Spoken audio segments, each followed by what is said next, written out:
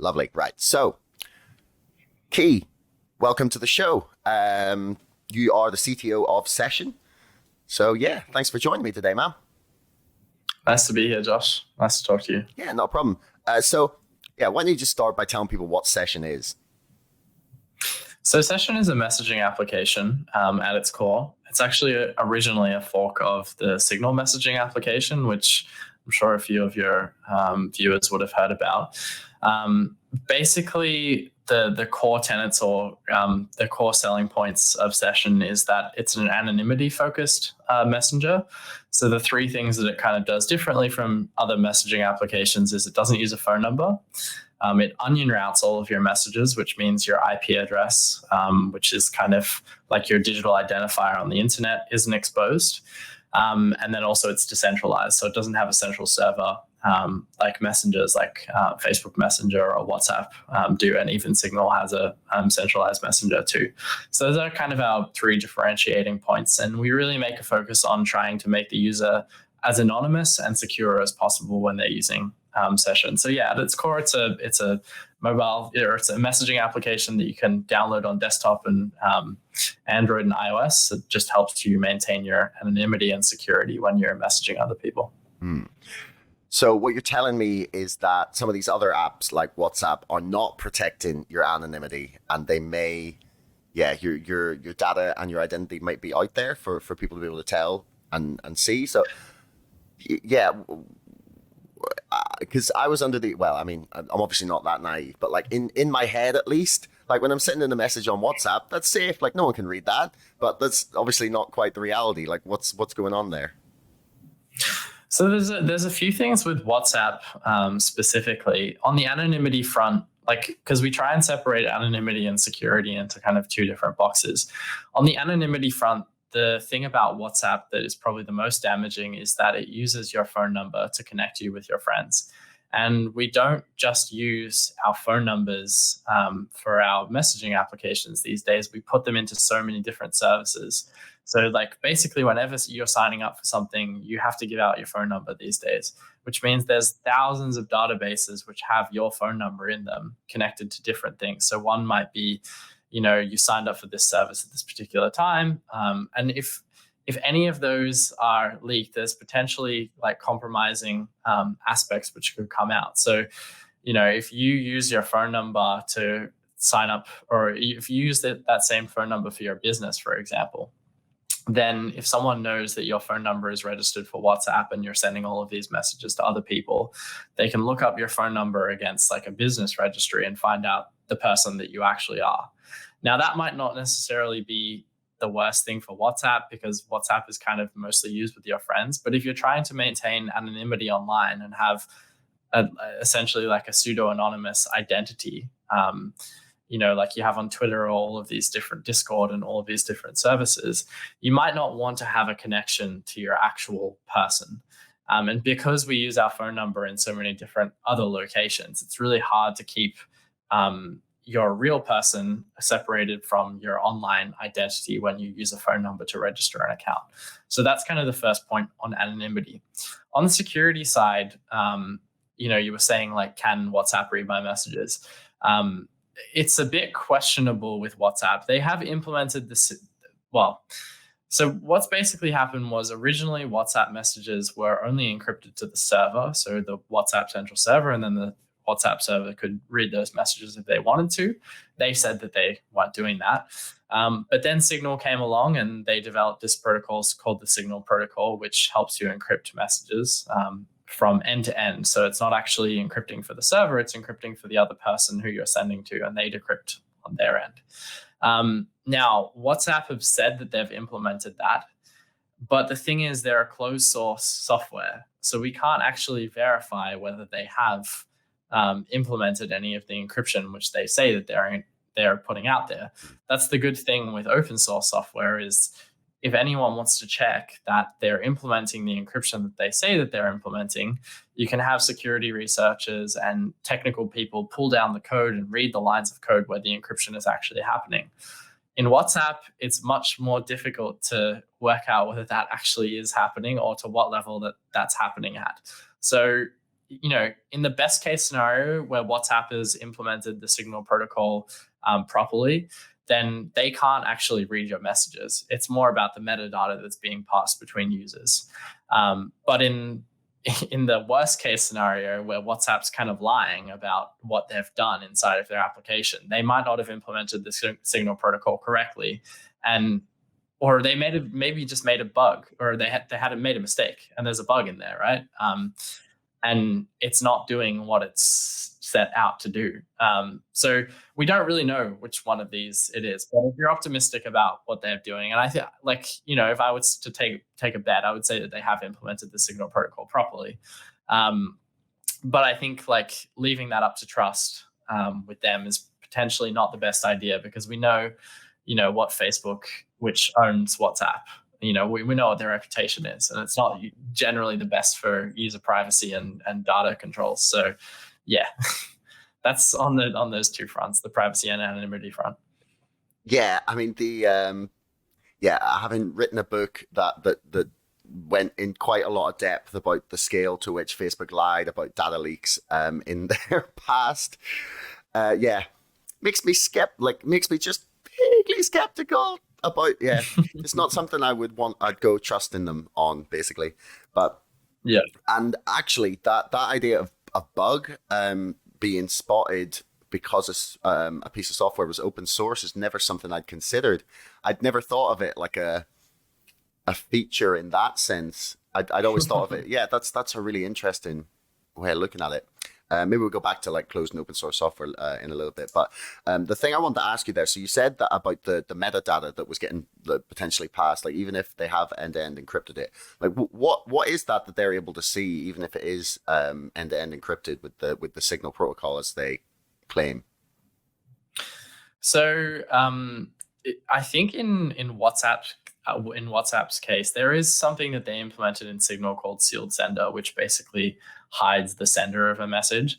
I'm not sure if they've implemented this in WhatsApp, but say that they haven't implemented that, then the WhatsApp servers would see the person that you're sending to, so their phone number, the person that you're sending to. They obviously see your IP address plus your phone number because you're the one sending the message. They'll see stuff like the message size, when the message is sent, the IP address of the recipient, which will give them kind of the broad location of the recipient as well. And possibly they would see device information probably as well, the devices that people are on. The thing is, with that much information, you have course location, the phone number of the person, which is probably going to link them back to their real world identity, the time that the message was sent, and then who sent it to them. That's a lot of information that you can use to build a picture on someone. And Facebook is not at all coy about giving all of that data to the government, in terms of there's the legal request route, where if there's a subpoena against you, Facebook will literally just give you the government the entire logs of your chats. They won't be able to give the content necessarily, but they'll be able to give all of that metadata of the mobile phone numbers that you were talking to. But then there's also potential that they have some sort of cooperation with, we saw this with Prism, that the NSA was deeply kind of rooted inside of private companies and gathering data that way as well. Mm-hmm. So there's the potential for that as well, just because they have access to that data. It's kind of a honeypot that attackers or governments would want access to. Yeah, I'm just pulling that up actually for people to be able to see, because I think it's really crucial actually that they understand actually what is happening here. That Prism is actually, I just wanted to pull up this article about Prism for people. I'm sorry I can't share it right now. I'm just No, totally. I mean, the Prism stuff was crazy. They literally had in the data centers, I think in Verizon and AT&T, there would actually be a co-located room where the NSA would feed all of the cables that came in for a particular internet service provider into a room where the NSA would sit. And then the cables would come out the other end, right? And then they would continue that journey. So they literally were a man, in the middle, that was watching every single packet of data that was flowing across some of these ISPs, I believe. So Yeah, yeah. it was crazy. I mean, so I just got one quote up here. I gotta read this out because this is mind blowing to me. It's like Google cares deeply about the security of our users' data. We disclose users' data to government in accordance with the law, and we review all such requests carefully. From time to time, people allege that we have created a government backdoor into our systems, but Google does not have a backdoor for the government to access private user data. And then it turns out that's basically what they had. Uh, so yeah, some of these companies aren't exactly trustworthy in this sense. But this sort of brings me to like the next question is like, shouldn't we all be happy that our corporate overlords should have such, fantastic technology to keep watch over us?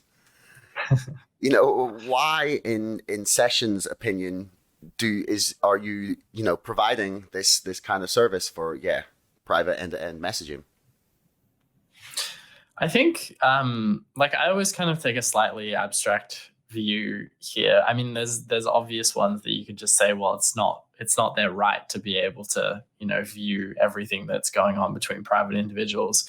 But I think like privacy is very important for the creation of new ideas, and forming new ideas in people's heads, because it's, if you think about the history, like the history of your thoughts, personally, like over, 20, 30 years, you would have had a lot of different things that you thought at the time were good ideas that you now think are really bad ideas, right?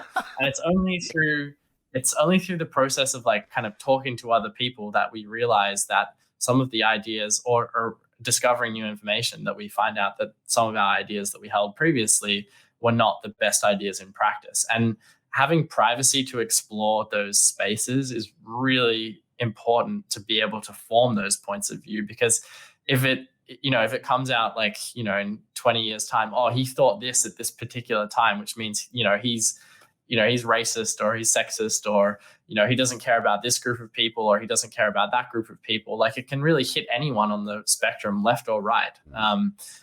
Just because at that time you were forming your ideas and you didn't actually understand the full scope of things, that can be really damaging to creating new ideas. We need to kind of have these spaces where we can explore ideas without those being tied back to our identity necessarily. And I think privacy and anonymity is really important to maintain that creation of new ideas. So that's kind of my slightly abstract answer, to that. No, I mean it's a good answer, man. I definitely agree with the principles. The one argument that I hear, right, or like tossed out. Now, I'm not like particularly fond of this argument, but I see it get tossed around in any of these spaces where there's like a conflict at the minute between like government oversight and regulation and privacy. Like it's the same argument that got used about cryptocurrency, for example, to begin with, especially Bitcoin. It's like, aren't you helping criminals? Like, aren't you just providing a way for, money launderers and, human traffickers to communicate anonymously? Like, why should we really have that ability to communicate privately? I think like when you look at who is actually using the messaging app, like Session, like I mean, we can't say exactly because we don't really know, but we do interact with Session users every day. Like, people will come to us through Session and tell us their story and stuff like that. And from what I've heard, the majority of users are just normal people in normal countries, just trying to get back some of their privacy after hearing about stuff like the NSA, like Prism, where they were collecting data en masse. Like, they're not like, dark, seedy criminals trying to do, drug deals online or whatever. Like, from what I've seen, it's mainly just normal people. So I think like, this argument doesn't even really hold up on the basis of itself. Like, if you were to look at like other anonymity providing technologies like Tor as well, like, yes, there is a portion of Tor that is used to sell drugs online. But if you look at the traffic, by what is routed on Tor, it's like 99% of it is exiting into the normal internet. And like 1% of it is exiting into the internal like onion addresses. And then you would say maybe like 10% of that traffic is actually illegal traffic. So, you're like, they're trying to kind of demonize the 99% of legitimate users by taking the probably 1% or the 0.1% of users who misuse the anonymity they've been given, and say that that's it's all the 99% are this like sub 1%. I mean, it's just not a very good argument when you look at the technical aspect of it, from what I can see, at least. No, I mean, I'm not here to say that I buy the argument. I mean, it's like, no, it's like, what do you use? Cash? That's what drug dealers use. Like, you know, it's like, did you know that, criminals used to use phone lines as well? It's like, how, you know? Yeah, and criminals use US dollars as well. You know, we haven't stopped, sending those around the world. Yeah, I mean, that's no way to talk about Congress. No. So let's go back a little bit to Signal and the fork from Signal. So when did like Signal sort of start up and become possible as a company and as a piece of technology? I know maybe you weren't around back then, but I'm hoping you can at least give me some idea. And then like, why did Session fork from Signal? Like, what was the beef about? So Signal started as Text Secure, and that was the original app name. And I believe it was an Android only thing for quite a while. They've developed their software. I think they're probably about 9 or 10 years old now. They've been around for a while, and they've developed a lot over that period of time. And kind of originally all kind of based around this idea of like OTR, which is like off the record messaging, which provides like certain properties to the messaging protocol. I mean, we have come in like Session or originally it was called Loki Messenger, has come in much earlier than that. I think we're getting to be maybe 2.5 years old now, or 3 years old. It's not really that we had any beef with the Signal guys. We hadn't really worked actively with them on their code base or anything like that. We just saw that they had really good technology, and we knew that they weren't going to, decentralize their entire network and add in onion routing. I don't think, because it didn't seem to me like there was any appetite for that on the Signal side of things. I mean, they were still trying to work through like, stopping the use of phone numbers, like, and they still haven't done that. So I think they're pretty big. Like they're much bigger than us. But that means that I think they're a little bit more slow moving than us. And they're trying to cater to, I think, a little bit of a larger user base than we are as well. Not to say that like Session doesn't have wide application as well. I think it does. But I think they're trying to get people to switch from WhatsApp to Signal. And that experience of like, okay, you have a phone number in one and you have a phone number in the other, it's like much easier to understand rather than, kind of generating a long key and migrating that way, and not having any of your existing contacts in there as well. So, I mean, it wasn't so much that we had a beef with them. It was that we wanted to build a technology that leveraged some of their encryption protocols. And we didn't think that they were going to be particularly happy to like merge a massive change back into their source code. So for people maybe who've been listening to this conversation and going, okay, I kind of get what you mean and this all makes sense, but like, what is encryption? Like, what are you doing there? What is encryption essentially in this context? Yeah, so essentially you, like with encryption, you're essentially taking something that's plain text, and plain text basically just means that, it's human readable. Like, you could say, hello, Kee, like that's a plain text message. And you apply a key to it. So you'll generate usually a key. There's a few ways that you can do that. And then by kind of interacting with the key, you produce a ciphertext. And the ciphertext, the idea behind it is that instead of saying hello Kee, it's like a jumbled up mess of different characters where it doesn't make any sense to the original message. And it's impossible to go back from the ciphertext to the plain text without the key that was used to encrypt that message. So that's kind of the basic anatomy of encryption in this sense. So essentially, like, we're taking your message that you create on your phone, and instead of sending that plain text message directly to the person that you want to speak to, we first like jumble it up using a key, and then we send it to the person who you're speaking to. And then on their end, as long as they have that key that was used for it, it gets a little bit trickier with asymmetric encryption. But as long as they have the key, the proper key, then they can decrypt that information and read it as if it was plain text. But no one in between can read that ciphertext. Okay, so and this may make you laugh, right? Yeah. I don't know if you have heard about this horrendous idea that the UK government had at one point a few years back to attempt to ban encryption. And actually, I think they're still pushing it, actually, because I'm just Googling to see when the last time they were talking about it was. And there's articles here from the start of this year when they were talking about it. So they must be still, thinking about this idea. Like, is this realistic? Like, is that just being stupid? Like, is it possible to ban encryption at all? Like, conceptually? Well, it's interesting because when the first kind of asymmetric encryption came out I think it was the 70s or the 80s, the US government kind of had a similar reaction to these encryption standards. And they tried to specifically use like export control laws to say that you couldn't like export cryptography to other countries. If it was sufficiently strong cryptography, it couldn't be exported from the United States to other countries. And I think like there was a court case about it. And I think ultimately the US government lost.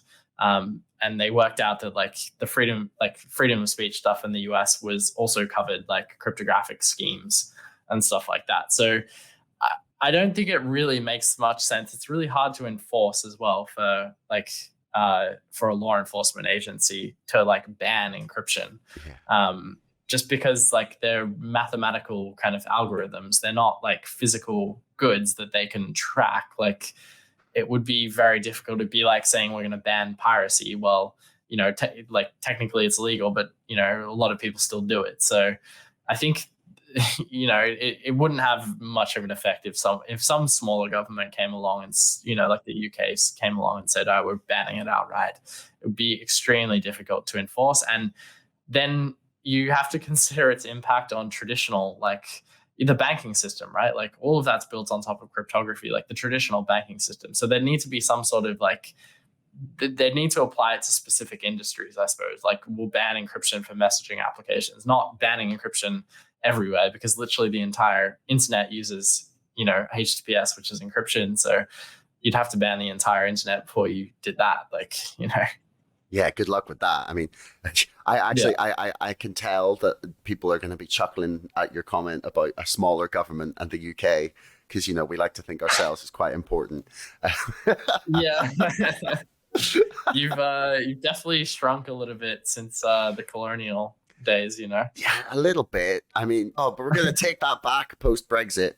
No, I mean, to be fair, like to them, I did discover recently that since Brexit, like the UK's had like one of the highest wage growths in the G7, if not the highest, I was like, okay, well, I mean, it's not completely fallen apart yet. So look, I can't be talking any shit because I live in Australia. So, I'm directly responsible for, the UK. That's my blood, Yeah. In an abstract sense.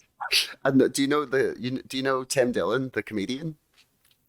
Yeah. Did you hear like the trouble he got into about like he went on a huge rant about Australians about how like he's like, look, they're all sitting around during the lockdowns. If someone asks them to stay at home and grill, they're not going to ever like stop. And then he started talking about how, it's the problem with the country is that you're descended from the criminals, but not the good ones, just the ones that got caught. Which that's a good point. Lots of bread thieves, like minor petty thieves amongst Australians, I think. Yeah. Although, like, I was reading, like, kind of recently, this book and it had like a section in it about like the early stories of Australia, and I was stunned. It's like it's really like quite a beautiful story. Do you know what I mean? All these like prisoners and slaves and everyone just sort of arrives at Australia, and then it's like, well, okay, well, you've got this is your new place. Go. It's like, whoa. I mean, Yeah. if you got caught stealing bread in like bumfuck nowhere in England in some miserable like day in the middle of November, and it's grey and raining and you're soaking wet, and then they ship you off to Australia and give you a new spot, you'd be like, and this is the punishment. But Yeah. yeah. Anyway, let's get back to encryption and things that you're more knowledgeable about than me just spouting stupid things about Australia. So with Session, you're not using a phone number. Do you see phone numbers continuing to exist in the future? Like, do you guys see yourselves as like the where things are going to go, or do you think there'll always be a place for phone numbers? That's an interesting question. I think I phone numbers are going to last for a while. Just because they've built up it's like email addresses, right? Like we have better systems like to communicate than email, but we've built up these really kind of rich contact networks that exist through email. And I think for those to go away, suddenly it would be difficult. But I don't know, if we're talking about like 20 years down the track, then I think we might start to see some significant movement. But then I thought that with email too, and email is still used like in business, like, massively. It's not used so much in like person to person, like communications anymore, like with your friends. You don't really email your friends that much. That has really transitioned more onto kind of instant messaging applications. And you are seeing like definitely businesses are starting to adopt more instant messaging applications like Microsoft Teams or Slack. But email still has a really big place. And I think that's going to be similar with mobile phones as well. I think most of our stuff will move over onto messaging applications. And I hope that we move away from like registering everything with a mobile phone number. Like we're really trying to make that move, like, or show a way that you can do it where it's not too hard. But I think mobile phones still do make a lot of sense for other messaging applications that aren't looking for so much anonymity.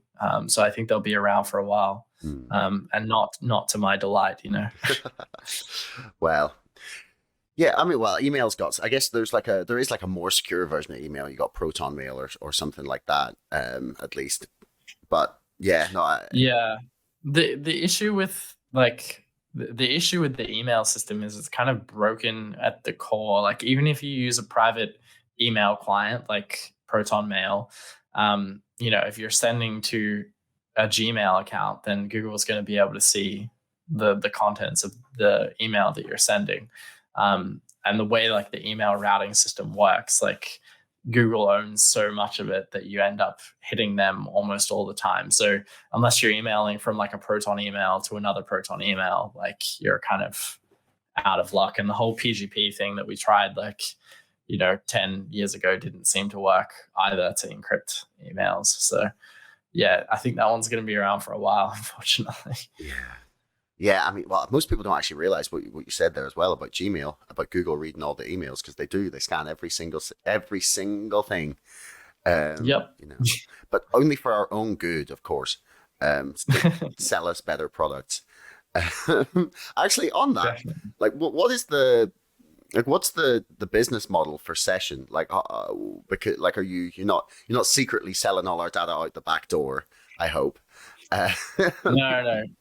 So Session is Session is registered onto the OPTF, and the OPTF is a non-for-profit foundation based out of Australia. So we're not kind of seeking to make any profits from this. Our like business is driven by like a constitution of goals which we're trying to achieve, which is basically to provide more privacy to people in the world. But we do hope to kind of monetize Session to a degree. And the way that I think we're going to do that is mainly through pro features. So there'll be features in the application which you can pay a monthly like subscription fee to get access to. And that would be stuff like larger file size limits, stuff like being able to host an open group with one click, just a lot of kind of quality of life and features for power users.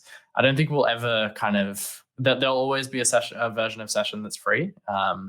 And it should contain all of the features that we're using in Session today. It'll be like the pro kind of features that are, behind a subscription fee. So yeah, we're not planning to do any advertisement or sell any users' data, and we won't do that. So yeah, don't be evil, I think is a good.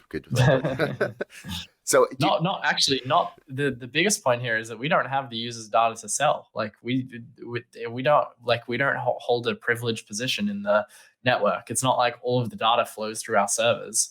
Because the network's decentralized, the data it doesn't flow through us. So we don't even have the data to collect or sell to anyone. So it's kind of, we can't even be evil if we wanted to, like.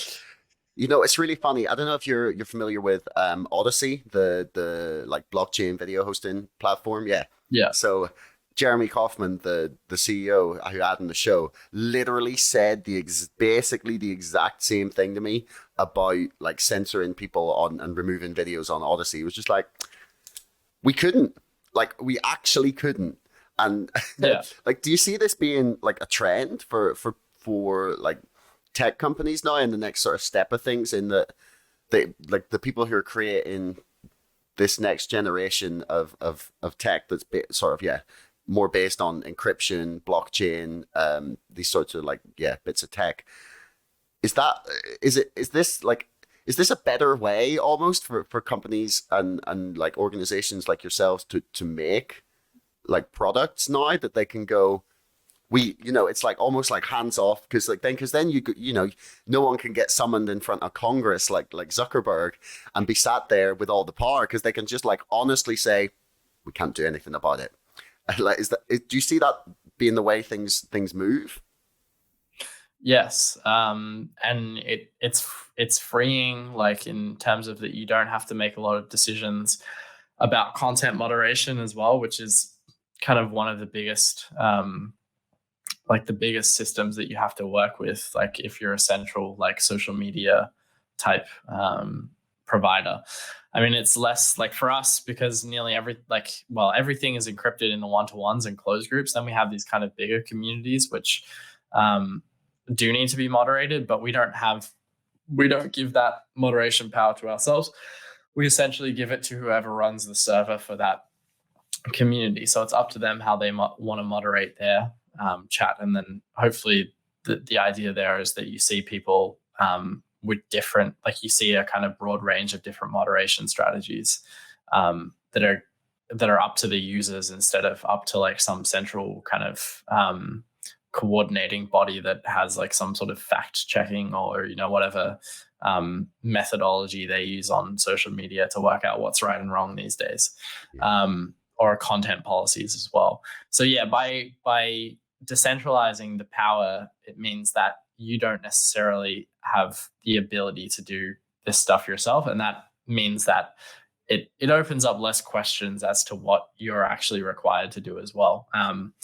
Not that is kind of the main intention. Like it's kind of a side effect of giving people back their power to encrypt or power of their own data, right? Like it's not like we're conspiring and like, oh, how can we create a system that like has no moderation controls or whatever? Like that's not kind of the intention of what we're doing at Session. I know some services are trying to do that, like specifically focused around unmoderatable platforms. But we're more just like, oh, well, we're going to encrypt all of the user's data because it makes sense. And as a side effect of that, the moderation capability for us is like extremely low. So when you say the network's decentralized, what do you mean? So essentially it's a network of this, we call it the service node network. So there's 1,800 service nodes that are all around the world in all different countries. So Europe, Europe's not a country, but all different continents, I would say. Europe, Australia, Asia. I think the only continent we don't have thus far is Antarctica, but we're working on it, we're working on it. Yeah, so there's essentially 1,800 different service nodes, and the way Session works is when you generate your key, you're essentially assigned to a group of service nodes, and it's called a swarm. And all of the messages that belong to you get deposited on that swarm. And then you check that swarm to see if you have new messages. And when you're sending a message to someone else, you can look at their public key and work out what swarm they belong to. And when you send messages to that swarm, they check their swarm and they get your messages. So there's no centralized single server like WhatsApp or group of servers that WhatsApp controls. These service nodes are controlled by community members who stake a bit of cryptocurrency to be able to run that server. And they get rewarded for storing the messages and routing data as well. So yeah, I think there'd be hundreds of service node operators out there and thousands of service nodes that are currently operating. And we think it's a much better way to do things than just have the one organization control all of the servers for the system. So then when can anyone apply to run one of the servers? Yeah, there's no application process or anything. You don't have to be approved. You just get the required amount of Oxen. You can buy that off the market. Or you can, if you don't have the full amount of Oxen, you can participate in someone else's node as well, which is it has a little bit of less of an upfront cost to the user. And then they just they'll get access to essentially like a server, which they can rent from any VPS provider anywhere in the world. You could run it in Amazon, you could run it at Google, you could run it at Hetzner, you can run it at OVH. There's servers in all different providers right now. And then you just run a few commands, you stake your Oxen, and that's it. You're providing services to the network. So yeah, there's no approval process or KYC or any of that. If you want to contribute resources to the network, you just have to have that required Oxen stake. That's the only thing. So Oxen, is that your token or cryptocurrency? Yeah, so when we're talking about Session, we don't really mention Oxen that much because we find it's, people who want to use a messaging application don't necessarily want to know all of the cryptocurrency aspects behind it. They're just interested in getting more anonymity in their messenger. And we've tried to kind of separate these two things out. But the service node network is incentivized. It's an incentivized layer. So all of these service nodes that are running, they need the Oxen cryptocurrency, and we created that as well to run that service node. And then they get rewarded in the Oxen cryptocurrency as well for providing services to the network. So it's kind of like a self-sustaining network where Oxen is given out to providers, and they need Oxen to be able to, kind of stake to the network and provide services too. So yeah, it's essentially a crypto incentives network that's behind all of Session and powers the Session app. Okay, well, is Oxen is there anything particularly unique about the coin? So yeah, we've spent a lot of time actually building out the core of the Oxen coin. So it's also got a privacy focus to it. It's originally a fork of Monero, which is one of the bigger privacy coins out there. Mm-hmm. So it provides anonymity when you're sending transactions. So for those people who might be more familiar with Bitcoin, when you send a Bitcoin transaction, the address that you're sending to, the amount that you're sending, and your address as well are all exposed on the Bitcoin blockchain forever. And they can be searchable by anyone. So if you connect your identity with your Bitcoin account, which a lot of people do when they KYC to sign up for exchanges, you're essentially linking your transactions to yourself and linking your transactions to the person you're sending them to as well. Monero has this system called ring signatures where instead of kind of directly sending to someone else, you sign as a group of people. So it's got some plausible deniability built into it. It could be one of 11 people that are sending that transaction instead of knowing the exact person who it is. And they do a few other things with stealth addresses to kind of maintain the privacy aspect of the blockchain. So yeah, we're a fork of them. So we took some of their technology when we started off, and we also added some interesting tech like instant transactions, and we moved to proof of stake as well, because we thought that the energy usage in Monero was a little bit high, or it was using a lot of electricity for essentially no purpose, when we could secure the chain through other means. So yeah, we've made some strides on the blockchain front as well. Like, what do you make of the whole proof of stake versus proof of work like debate? Because obviously this is raging at the minute with yeah. So like, yeah, what do you make?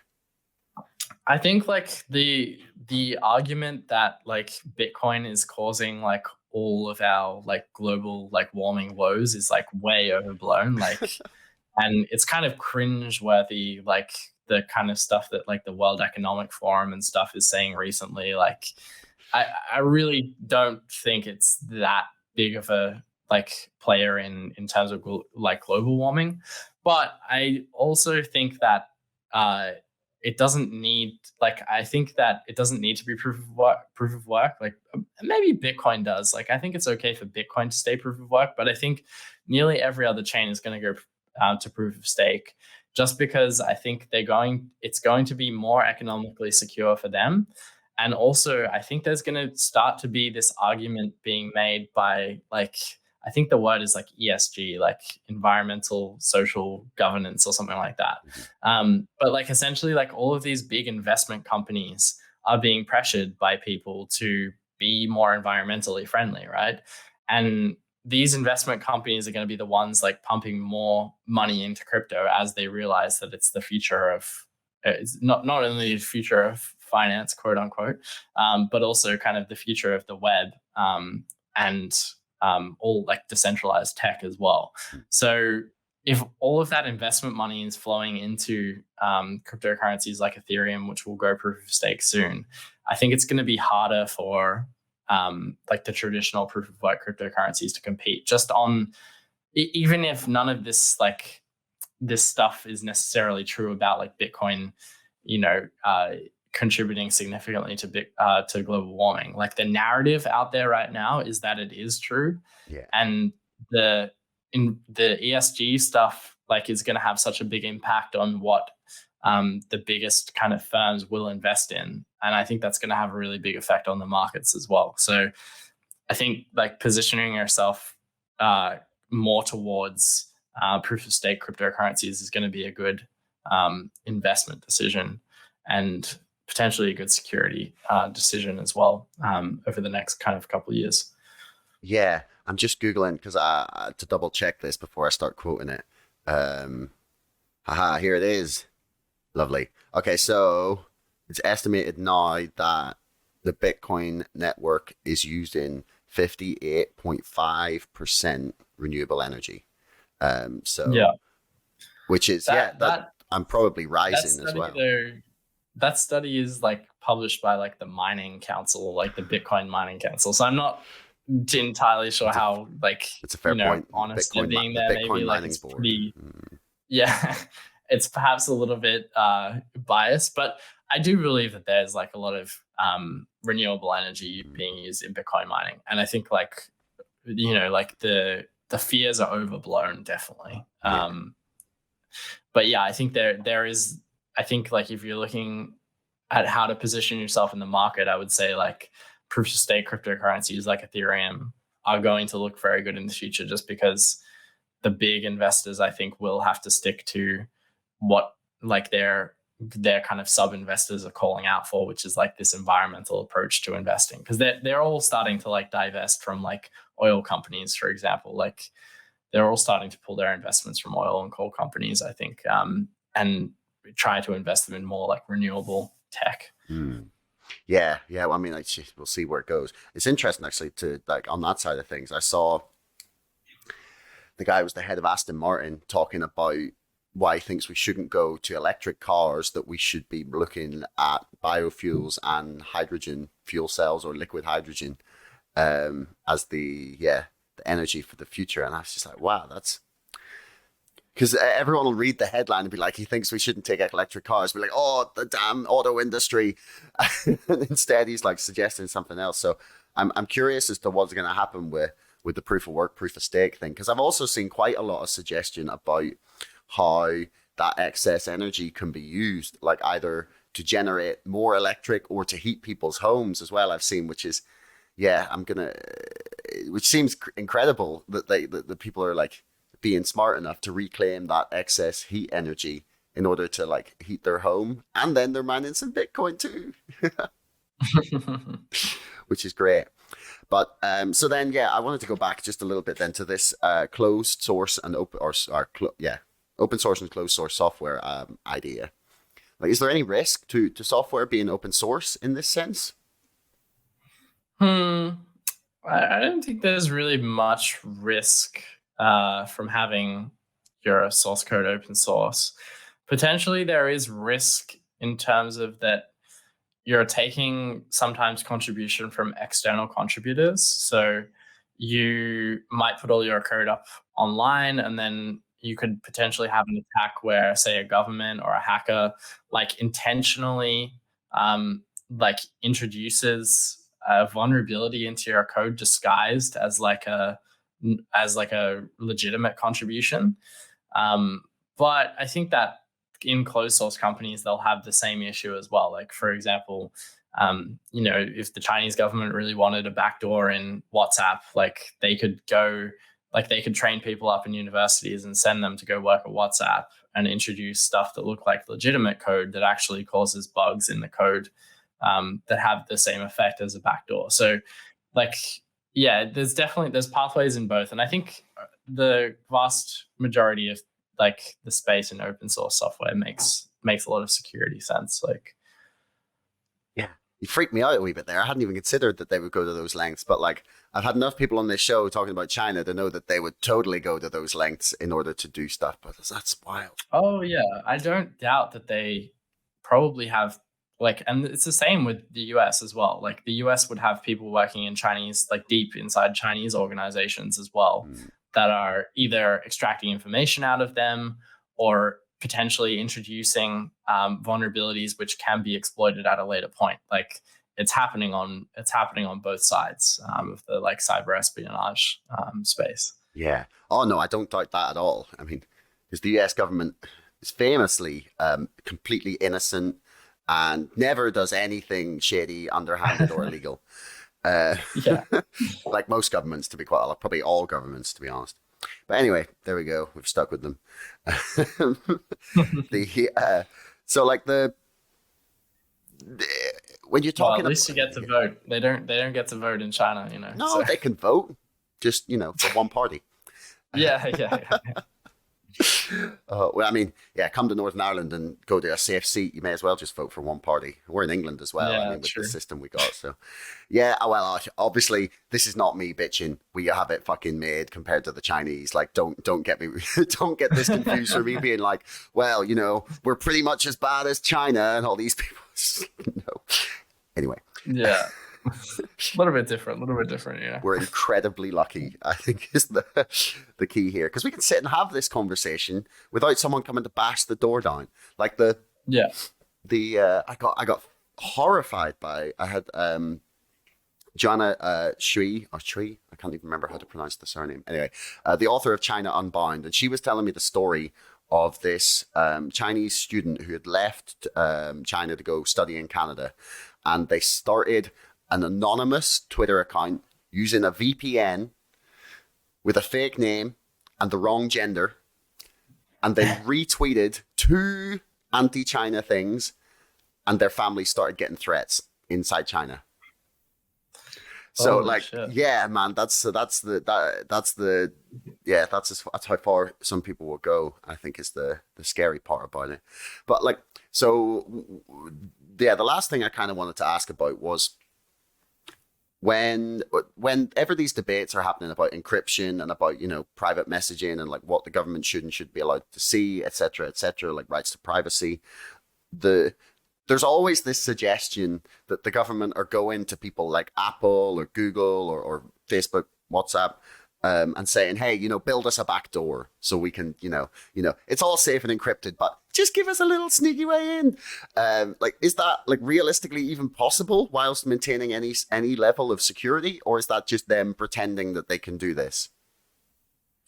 I mean, it technically it's possible. Like you can definitely like encrypt for 2 parties if you wanted to. Like one being I think this is like the this is usually what they're proposing when they're saying like backdoor. They're usually proposing that, like, say when a user encrypts a message, they'll encrypt like one copy for the person that they're talking to, and then they'll encrypt another copy for like the government key, which can be read by like anyone who has access to that key. And that's really where the issue comes in. Anyone who has access to that key. And governments are notoriously bad at keeping information like that secret. For example, like say you have like, like what level do you allow people to have access to that key? And if that key is leaked, for example, say to hackers or another government, like we were just talking about, like there's spies in all of these organizations, right? So if China has access to that key, then they can read all of your private messages now, and the government. And then you also just think about like, it's come out that in all of these like systems, surveillance systems that they have, there's massive misuse just by like ordinary everyday police, like, police that are using this to try and like find out their ex-wife's location or something like that, like, or read their ex-wife's like text messages. You have to consider that like every single person that has access to this key is a person, right? Like they have their own wants, like desires, needs, and putting them in that position of power is not something that you generally want to do, even if it is technically possible. So yeah, that's kind of how I would answer that question. Yeah, I mean, not everyone has, Uncle Ben or Aunt May to give them like the "with great power comes great responsibility" speech. We're not all that lucky. Yeah. So then, just to finish up then, why should people choose Session? Like if someone's sitting here thinking, maybe WhatsApp's not the safest place for me to be sending my messages, or I would like a little more privacy. Like, why should they choose Session, and how would they go about doing that? Yeah, so I think if you've seen what's been happening over the last like kind of 5 or 10 years with surveillance by governments, it should be pretty obvious to you the kind of use case of Session, which is simply to provide you with more anonymity and security in your conversations.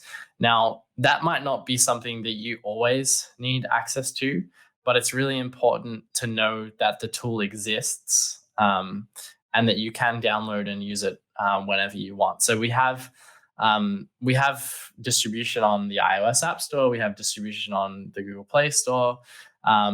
We also have a desktop application too, which is available on Mac, Linux, and Windows. Which we should say, actually, we're using right now to do this conversation. So as a little gimmick. Yeah, so we just recently implemented end-to-end encrypted calls.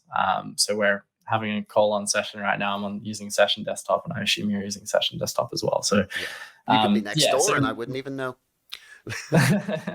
Yeah, so download the applications. If you go to getsession.org, that's where all of the applications are at.